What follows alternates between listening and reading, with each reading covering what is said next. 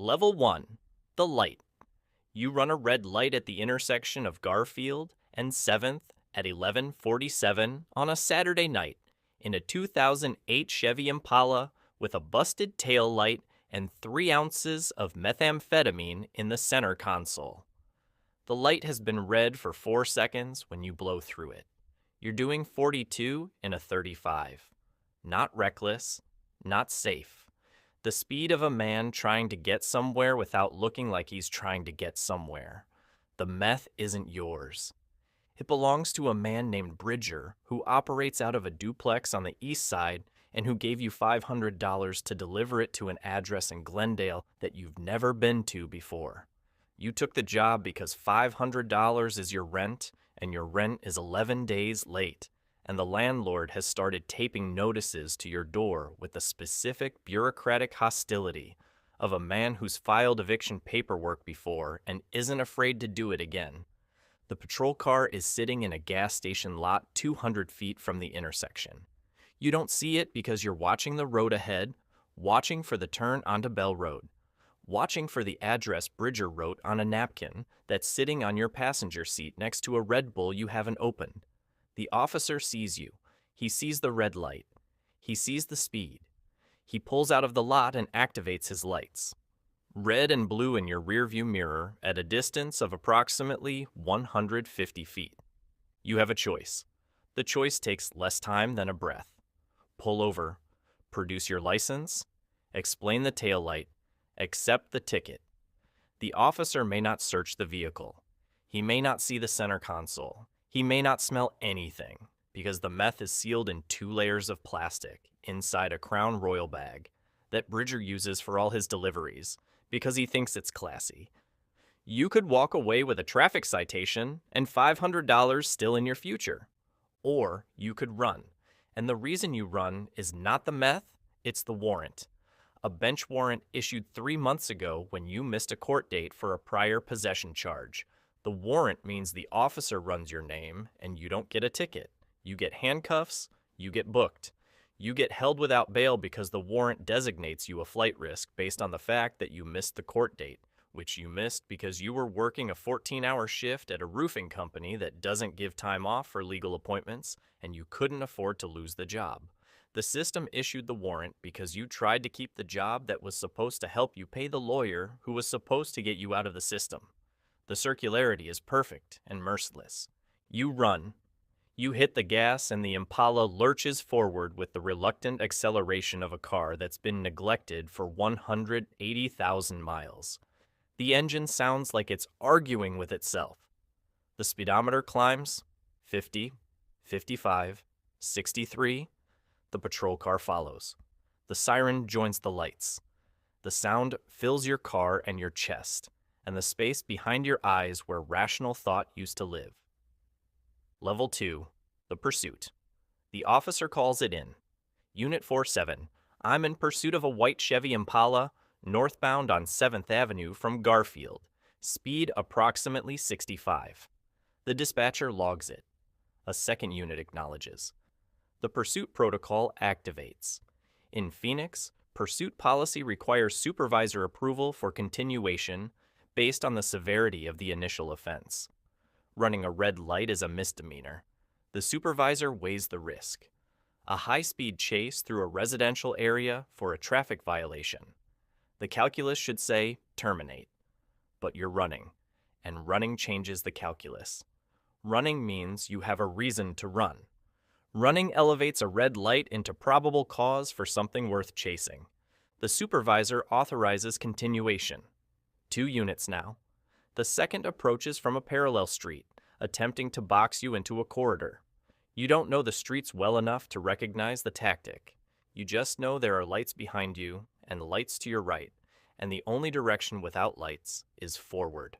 So you go forward, through a neighborhood where the houses are dark and the street is narrow, and the speed limit is 25, and you're doing 70.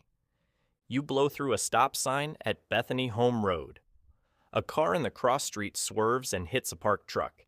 You see it happen in your peripheral vision, the headlights swinging, the crunch of metal, the specific physics of a collision that you caused without touching. You don't stop. Stopping means prison. The collision becomes information you process and discard in the time it takes to shift your grip on the steering wheel. The helicopter arrives 4 minutes into the pursuit. You hear it before you see it. A rhythmic percussion above the rooftops that sounds like something breathing.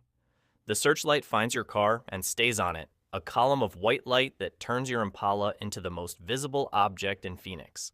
You're driving a spotlight now. Every turn you make, the light follows. Every street you enter, the helicopter communicates your position to the ground units that are multiplying behind you. 3 cars now, then 5. The lights in your mirror have become a constellation. Level 3, the freeway. You merge onto II-17 northbound because the freeway is speed and speed is distance, and distance is the only math your brain is doing. The Impala hits 95. The engine screams at a pitch that tells you the transmission is one bad decision away from failure. The steering wheel vibrates in your hands. The tires are 4 years old, and the tread is worn to the legal minimum, and the road is dry, which is the only thing working in your favor. The pursuit units match your speed. They're driving Crown Victorias and Dodge Chargers with engines designed for this. Your car is designed for commuting. The gap between you and the nearest unit is approximately 200 feet and shrinking. The helicopter tracks you from above, relaying your position with a precision that makes your decisions irrelevant before you make them. Every exit you consider is communicated to units ahead of you. The system is faster than you are. It was always going to be faster than you. You weave through traffic. At 95 miles per hour, the cars around you are obstacles that appear and disappear in your headlights with a speed that eliminates reaction time. You pass a minivan on the right shoulder with maybe 18 inches of clearance. The driver honks. The sound Doppler shifts behind you and vanishes. You pass a pickup truck by splitting the lane between it and a concrete barrier. The mirror on your passenger side snaps off. You don't feel it. You're not operating on sensation anymore. You're operating on momentum and the specific tunnel vision that adrenaline creates when the body decides that peripheral information is a luxury it can no longer afford. A spike strip appears at the Thunderbird Road exit. You see it 3 seconds before you reach it. Black shapes on the pavement, low profile, almost invisible at speed. You swerve left across 2 lanes. The strip catches your right rear tire. The tire doesn't explode. It deflates, slowly at first, then with a pull that drags the car rightward like something grabbed the axle. The Impala's handling, which was marginal at 95, becomes dangerous at 80 and lethal at 70. You're driving a vehicle that wants to turn right while you need it to go straight. Level 4, the crash. The exit for Cactus Road. You take it because the freeway is closing around you, and the tire is pulling, and the engine is overheating, and the needle on the temperature gauge is past the red line into territory. The manufacturer didn't bother marking because nobody is supposed to operate the vehicle under these conditions. The exit ramp curves right. The deflated tire agrees with the curve too enthusiastically. The rear end swings. You countersteer, overcorrect. The Impala crosses the median into oncoming traffic on the surface street. The headlights come at you from the left. A sedan, white. You see the driver's face for a fraction of a second, illuminated by your headlights. The specific expression of a person who understands what's about to happen but can't change it. You turn the wheel. The Impala responds with the delayed, sluggish compliance of a vehicle operating on 3 functional tires and an engine that's consuming itself. You avoid the sedan by 4 feet. You don't avoid the utility pole. The impact is on the passenger side at approximately 45 miles per hour. The airbag deploys. The windshield fractures into a web of glass that holds its shape but loses its transparency. The center console collapses. The Crown Royal bag with 3 ounces of methamphetamine is now somewhere in the wreckage of your dashboard. The engine dies. The headlights stay on, angled upward because the front end has been pushed 2 feet backward into the cabin. Steam rises from the hood. The smell is coolant and burned rubber and something electrical that's shorting. You're alive. You know this because pain is arriving from multiple locations simultaneously, like signals from different time zones. Your left wrist, your chest where the seatbelt locked, your face where something hit you that wasn't the airbag. You're bleeding from a cut above your right eye.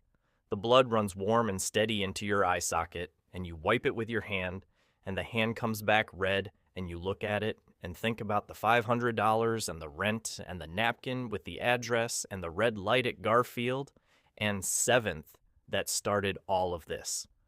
The patrol cars arrive in 40 seconds. 5 of them. They form a semicircle around the Impala with the choreographed precision of a maneuver they've practiced and executed dozens of times. Officers exit with weapons drawn.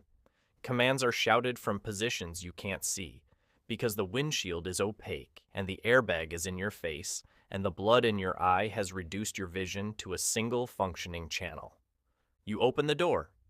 You raise your hands. The movement sends pain through your left wrist that's sharp enough to make your vision white out momentarily. You step out. Your legs don't fully support you. You go to your knees on the asphalt. It's warm. Phoenix asphalt holds heat long after the sun goes down. You feel it through your jeans.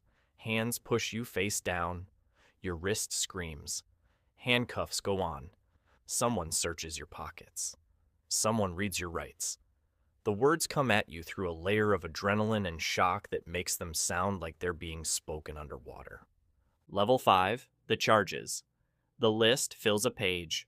Felony flight from law enforcement, reckless endangerment, criminal speeding, aggravated assault with a deadly weapon, the weapon being your car and the victim being every person you almost hit, possession of methamphetamine with intent to distribute, violation of bench warrant, failure to stop at a red signal, failure to stop at a stop sign, driving with a defective taillight.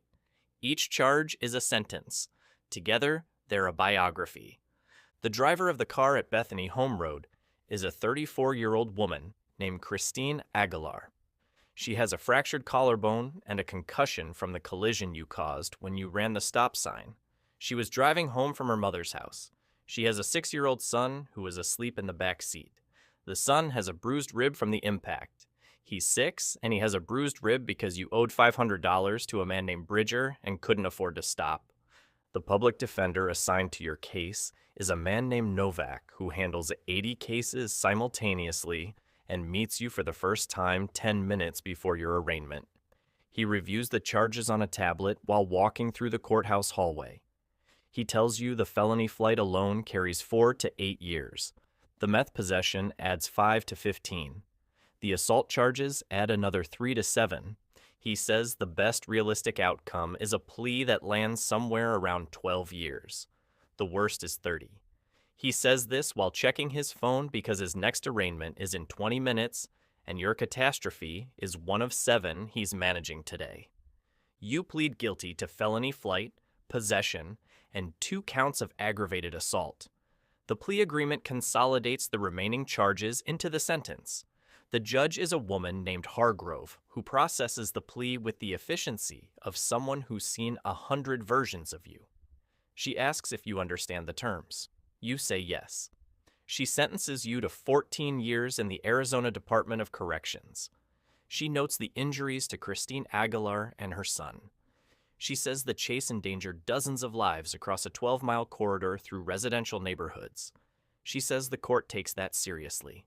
She says it the way judges say things that are both meaningful and routine, and the contradiction doesn't register on her face because contradictions are the medium judges work in. Level 6, the distance. The facility is in Florence, 65 miles from the intersection of Garfield and 7th, where the red light started everything. You've measured the distance because measuring things is what your brain does when it has no other function. 65 miles. You covered 12 of them in the chase. The remaining 53 were covered in a transport van with 8 other inmates on a Tuesday morning. The drive took 90 minutes. The chase took 11. The sentence will take 14 years. Your cell is 8 by 11 feet.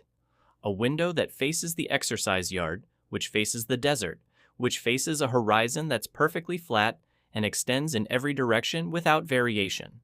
The desert doesn't have intersections or red lights or utility poles. It just goes. You look at it during your 2 hours of yard time and think about the Impala hitting 95 on I-17 and how the speedometer was the last instrument you checked before the spike strip and how the needle was shaking, because the car was shaking because everything was shaking except your hands, which were locked on the wheel with a grip that left bruises you didn't notice until the next morning in the county jail. Christine Aguilar's attorney contacts your public defender 6 months after your sentencing. Civil suit. She wants $340,000 for medical bills, lost wages, and pain and suffering. You have no assets, no insurance, no money. The judgment will be entered against you and will follow you for the rest of your life as a debt that accrues interest at the statutory rate and that you will never pay because you will never make enough money to pay it because you're serving 14 years and when you get out, you'll be 37 with a felony record and a civil judgment, and the earning capacity of a man the system has already decided isn't worth investing in. Your mother visits once. She drives from Flagstaff, 3 hours and 12 minutes to Florence. She sits across from you and doesn't ask about the chase or the meth or the woman with the fractured collarbone. She asks if you're sleeping. You tell her yes. She asks if you're eating. You tell her yes. She asks if you need anything. You tell her no. The conversation lasts 25 minutes and covers nothing and everything, and she drives home with the radio off because silence is the only sound that matches what she's feeling. Bridger was never arrested. The napkin with the Glendale address was destroyed in the crash. The meth was seized as evidence. The $500 was never paid. You went to prison for a delivery that was never made for money you never received to pay rent on an apartment you no longer have. The chain of cause and effect is a circle with no beginning and no end, and you're sitting at every point on it simultaneously. The desert is still there when you look through the window. Flat, empty, going in every direction without stopping. You think about the intersection sometimes. Garfield and 7th, the light turning red. The 4 seconds it had been red when you entered it. 4 seconds. The distance between a ticket and 14 years was 4 seconds and a decision that took less time than a breath. You made it, and you can't unmake it, and the woman has a fractured collarbone, and the boy has a bruised rib, and you have a window that faces the desert and 14 years to stare at a horizon that goes everywhere you can't.